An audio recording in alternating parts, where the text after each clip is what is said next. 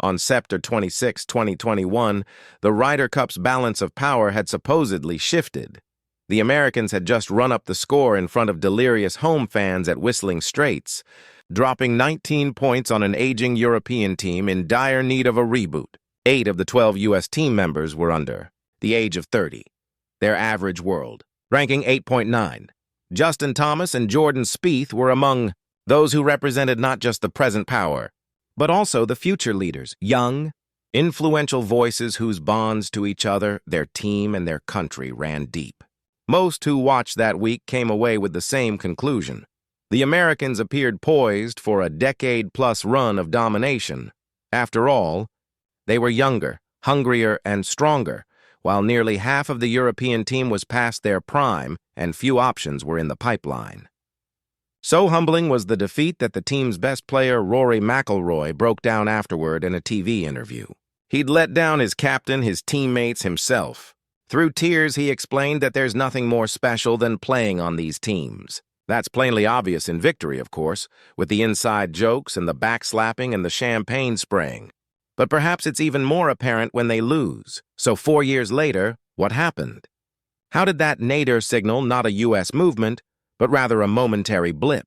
Luke Donald deserves much of the credit for the turnaround, and he will go down as arguably the greatest captain in the history of the competition. A replacement fill-in after Henrik Stenson's move to LIV, Donald employed the same meticulousness and obsessive qualities that powered his overachieving playing career to turn the captaincy into an art form.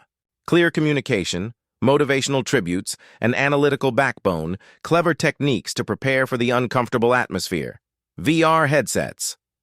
Even minute details such as the team hotel's shampoo and bedding, they all contributed to Donald's faultless leadership style that has been hailed by not just his own team but also his opponents. It was easy to chalk up Europe's 5-point spread in 2023 to yet another home game cakewalk.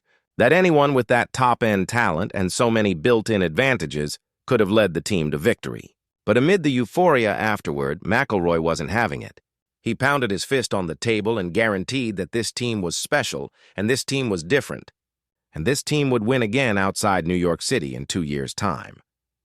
The wheels were set in motion to try to do something that had not been done in over a decade, McIlroy said, and so 3 significant changes were made with 2025 in mind.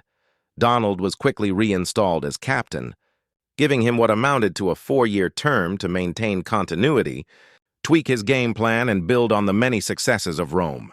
He and his analytics team overhauled the qualifying system, more heavily weighing marquee events on the PGA and European tours. That would make it more difficult for rookies to crack the roster. Their data showed that while first-timers can benefit from the energy of home games, they don't fare nearly as well in hostile environments on the road. It worked. 11 of the 12 players were the same year over year, the least amount of turnover in Cup. And finally, they organized a 2-day scouting trip, held last week at Bethpage Black, that gave the players an opportunity to familiarize themselves with the venue, test out analytics and personality-driven pairings, and adjust to the 5-hour time difference. I really have committed myself to this job because I feel I owe it to the players and I owe it to the Ryder Cup, which has been so special to me, Donald said. Every day I'm trying to think about things that could help us, to come up with different things that might just give us a little edge. My job, he continued, is literally to give these guys a better chance to win. The players took it from there. Old warhorses Ian Poulter, Lee Westwood, Sergio Garcia, and Stenson are all out of the picture, having decamped for LIV and alienating themselves from the squad. In their place are like-minded players who seem to share a genuine affection for each other and unify around a common goal. That's all that matters. Honestly, said Justin Rose at 45, the team's elder statesman, the badge and the boys. Tommy Fleetwood, Bob McIntyre, and Sepp Straka are all stronger, more well-rounded players than they were 2 years ago. Ludwig Oberg and Tyrrell Hatton boast more big-game experience. But the key difference maker for Team Europe, particularly compared to their American counterparts, remains the man at the top. McIlroy infamously began his Ryder Cup career by shrugging off the event as a meaningless exhibition, and now he insists through his words and his actions, that it's the biggest and best event of them all. He has changed his tune even as his legendary individual accolades pile up, as he becomes richer and more famous, as the demands on his time grow exponentially, and that's a powerful example. Rory has made no qualms about how important the Ryder Cup is to him, and I think that's inspiring to me. It's inspiring to his team, Donald said. Maybe not quite on the same level as winning the Grand Slam and the Masters, but it's pretty effing close. It really is. So to have someone of Rory's caliber fighting so hard, that's inspiring for the team. Obviously, you can't do it alone, but it's very helpful when someone like Rory is contributing like he does. It's in the team room, where he carries the loudest voice. It's in the interview area, where he shoulders much of the burden. And it's inside the ropes, where his game and his aura are so overpowering that it tilts the course in his direction. He's the focal point wherever and whenever he plays, and that, by extension, allows the rest of his teammates to play with freedom. Never was that more on display than at Bethpage Black, where, Monty, there wasn't a player in Ryder Cup history who endured more abuse over 3 days than McIlroy. He wanted the smoke and got it. Thousands endlessly booed him. Some ruthlessly taunted him. Even the first TMC savagely started a "F you, Rory" chant. None of it worked. McIlroy and Fleetwood twice went 5 under an alternate shot to breeze to victories. He birdied 2 of the last 3 holes to scratch out a tie in 4 balls, then combined with his partner to go 9 under the next day despite jeering that was so intense, so personal and so vulgar that nearly 24 cops were pressed into action to defuse the situation. Granted, McIlroy snapped a few times, moments for which he didn't apologize. He bowed and blew kisses to the crowd. He singled some out and barked expletives in retaliation.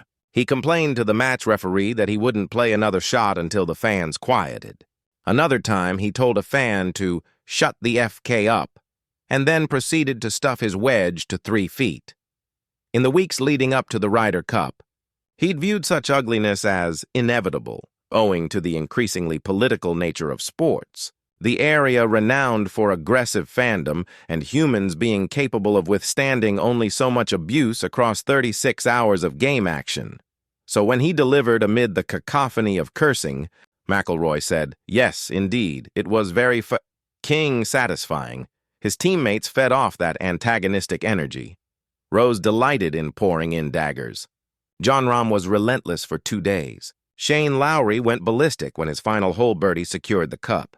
11 of the 12 players earned at least 1 point, a total team effort that took its cues from its emotional leader. There's a stimulus and a response, and in between that is how you decide what you want to do with it, Donald said. I think some people find that motivating, just as it was motivating to avenge a 19-9 humiliation, to make history on the road, and to remind everyone that the balance of power in this event never shifted. Team USA once again appears adrift, while the future of the Europeans has never seemed more secure, more cohesive, more formidable. We talk about all the people that came before us that paved the way for us, Donald said. Now future generations will talk about this team tonight and what they did and how they were able to overcome one of the toughest environments in all of sport. That's inspiring to me, and that's what Rory gets, and all of these other 11 guys get. As Donald spoke, McIlroy nodded and blinked back tears.